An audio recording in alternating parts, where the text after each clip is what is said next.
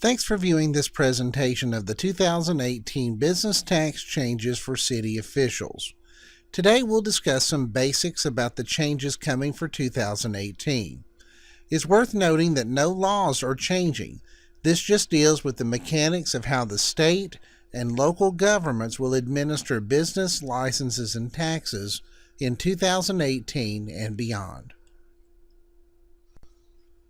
This recorded webinar is for city officials only, whether or not you use software provided by a vendor. There are a few cities that use BIS software, and those cities should view the county clerk webinar instead of this webinar. Businesses seeking assistance with business tax or filing issues should not view this webinar, but should instead visit www.tintapinfo.com or visit our main website at www.tn.gov/revenue to get more information on business tax filing.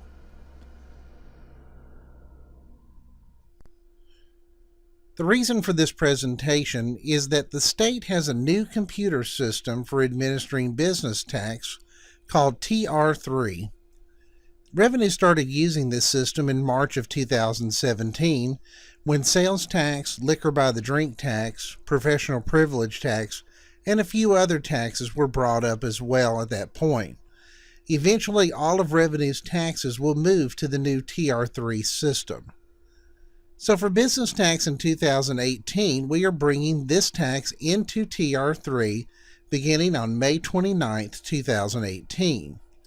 Taxpayers will have access to business tax via the TINTAP system. More about this in an upcoming slide. For city officials, the main thing to know is that you will be working with a new interface by using our business tax portal. You are welcome to use any software from private vendors as well, but the state's business tax portal is the system of record. Failure to use this portal to input records will result in the records not being set up in the state's computer. This could potentially cause a loss in your state tax revenue. Please be very careful to pay attention to this important matter. In the end, the state, counties, and cities will all be users of the same tax system, making the system of record keeping much more reliable and easier to use long term. Let's briefly talk about TINTAP. TINTAP stands for the Tennessee Taxpayer Access Point. This is what businesses use for their state online tax filing and payment needs. It works kind of like online banking, and you see many of the features here, including scheduling your payments in advance, accessing your tax returns, certificates, and letters, and managing all your tax types in one place online. One of the biggest changes for taxpayers besides TINTAP is with Consolidated Filing. This has been the way sales tax has been filed for over a year now, so businesses who have sales tax accounts will be used to this. Beginning on May 29, 2018, businesses now will only have one tax account.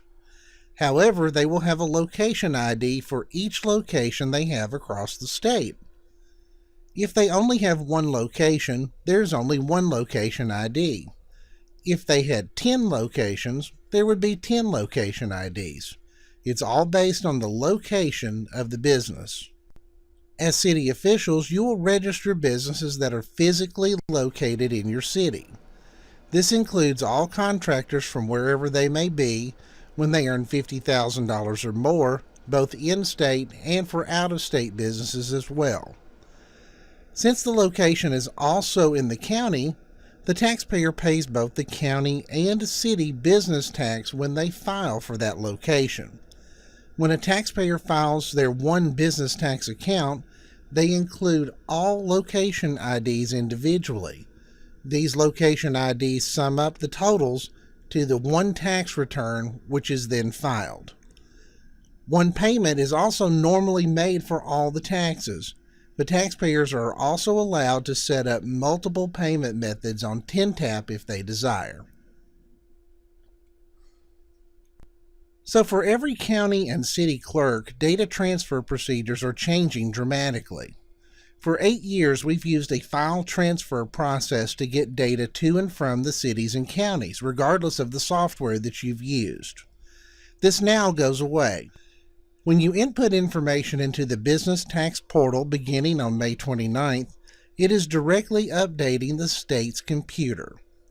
As a bonus, it's also updating your sister cities or the county, as the case may be, because we are all using the same system. When you correct a mailing address or otherwise update the record, it is changing the actual state record in the state's computer system.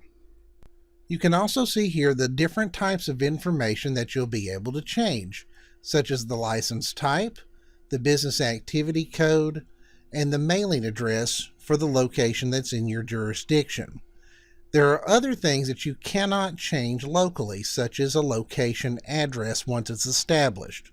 Please refer any businesses to our call center telephone number at 615-253-0600 or send an email to us at revenue.support@tn.gov. Some of these will require new registration documents to be presented to Revenue. Even with all the changes mentioned before, the biggest change to remember for our city officials is that you must use the state's Business Tax Portal. This is where the state records will be kept. You'll have direct access to the state's database so you can locate information quickly and set up the tax account just like our revenue staff does in their offices. Please get access to the state's Business Tax Portal if you do not already have it. More information about this is in an upcoming slide. Remember, if you do not register your businesses correctly in the Business Tax Portal, your city can lose revenue because the taxpayer will be unable to file and pay their taxes for the location based in your city. Some of you use software vendors. You may continue to do so. Please check with your vendor if you have any questions about how their software will operate in this new way. Again, you cannot just use the vendor software anymore. You must use the state's Business Tax Portal to input information directly to the state. Licenses can be issued from any source that you'd like. The Business Tax Portal has license printing capability and can be used by all city clerks if you wish. Reports will be a place you go to see what needs to be done. These reports are located on the Business Tax Portal. Each of the reports can be exported to Excel and used as needed by you as the city official. There are 4 basic types of reports. The first report is an active account report. This is a report that contains all of the active business tax accounts that are located in your jurisdiction. The next report is a renewal report. The renewal report contains all businesses that need a renewal business license. These are businesses that have filed and paid their taxes to the Department of Revenue. The next report is an unlicensed location report. These are for brand new businesses that have been registered with either the state or the county and now appear on your report so that you can issue their initial license. And of course, they owe you a $15 initial license fee for that license. Finally, the closed location report is available for you that shows the closed businesses in your city's jurisdiction. This would also include any previous Class 4 contractors that were registered with your city. Let's look for a moment at how we handled setting up a new business tax account or license. You can see the multi-step process on the left here that we've used for years. These files transferred to and from the cities and the state and worked most of the time, but were suspect to many problems and some had to be worked by hand. Now the county clerk or the city official is going to be able to key in the information directly into the state's computer. This will be shared across the system to all users. The system requires certain data and it will stop you if you do not provide the proper information. This includes the verification of any address you try to submit. You must verify all addresses against an existing database by simply clicking and following a process that takes just a few seconds to complete. At the end, after you have double-clicked and then processed the data, the information is set up in the computer and available for any user to see. For renewal licenses, you have used clearance reports and other records to do this in the past. In the new system, you simply go to the renewal report and see which businesses are eligible for renewal. There are then some choices that you, as the licensing official, will need to make. Your first choice could be to print the renewal license in bulk and mail them out. This option will be available so that you can select all the records that need a renewal license, and all of the records will be printed out and available for you to mail. Secondly, you could select the licenses one by one and only print the ones that you actually need. This is your option, and you may choose to do whichever you wish. Your third option would be to let the business themselves get their license on the 10-tap system. Business tax filing and payment are required, so most businesses will have a 10-tap sign-on and can receive their license via the 10-tap system. They could print the license off themselves, and you would not necessarily have to mail the license. Again, as the licensing official, you make the call on which way you want to do this. Tennessee law only says that the license must be made available for these businesses. Revenue takes the approach that businesses in your location are going to come to you if they need a renewal license, so the decision regarding printing or mailing the license is up to you, since 10-tap will have the license information available for each business on their account. If you do not want businesses to have the option to print their license from the 10-tap system, please notify the Department of Revenue, and the Department of Revenue can adjust the system to disallow these licenses from being available for electronic users. However, be aware that businesses across the state and other locations will be receiving their licenses on 10-tap for their use. Here you can see an example of what a business license looks like that is issued through our business tax portal. This license will be available to the business owner as they sign in to their 10-tap account. Displayed here is the standard license. A minimal activity license has a similar look, except for titling. City officials continue to collect $15 for the initial license and $15 for each minimal activity license. With the new system comes better functionality. There can be no duplication of information. Counties, cities, and the state are all working with the same live data. You will know daily about which businesses can be issued a renewal license.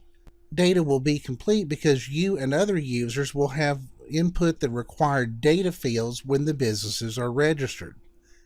This means that when a city registers a business for business tax, the data is immediately available for the county or the Department of Revenue. Also, the taxpayer, when filing the next year, will be paying for the city and county in this example, so all the required taxes will be assessed properly. With these new changes comes a change for our existing registration application. The application shown here is also posted to the city official website under the business tax area. Any application you take that cannot be processed through your system by close of business May 23rd must be made on this new form. This is because required data is different on this form than on previous versions. Please also make sure that any old application forms are removed from your website or photocopies of any previous version of the application destroyed so they can no longer be used for this purpose. Because you will have the same access as our employees in our database, there is no reason that you would need to forward revenue applications in the future. Simply key the information in and process the document.